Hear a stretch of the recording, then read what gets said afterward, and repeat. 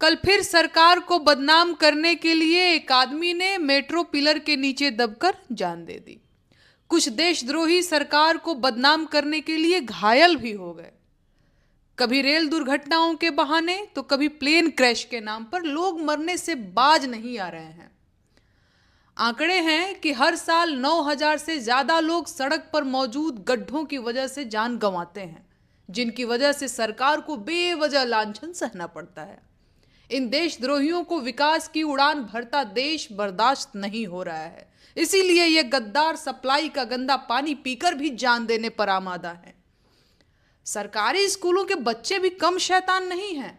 पढ़ना लिखना छोड़कर स्कूल की गिरती छतों के नीचे दबकर सरकार को बदनाम कर रहे हैं। सरकार को अपमानित करने की ये कोशिशें बीते तमाम सालों से जारी हैं। नामाकूलों ने कभी एटीएम की लाइन में लगकर दम तोड़ने का फैसला किया तो कभी कोरोना के बहाने ऑक्सीजन की कमी से मरकर सरकार को बदनाम किया।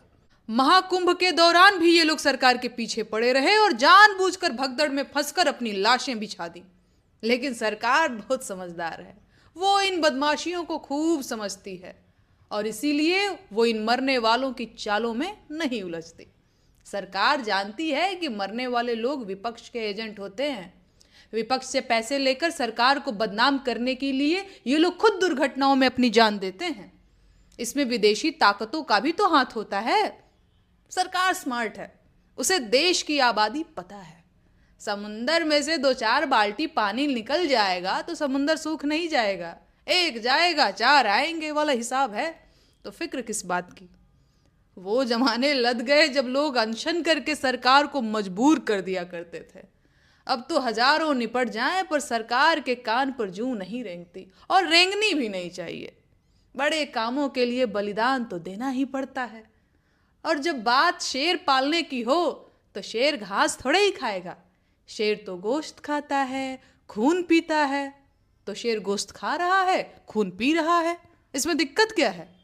अगर एक झुंड की भेड़ों ने दूसरे झुंड की भेड़ों से अपनी रक्षा के लिए भेड़िए को अपना नेता मान लिया है तो इसमें खराबी क्या है? भेड़िया तो दूसरे झुंड की भेड़े मारेगा ना, है कि नहीं?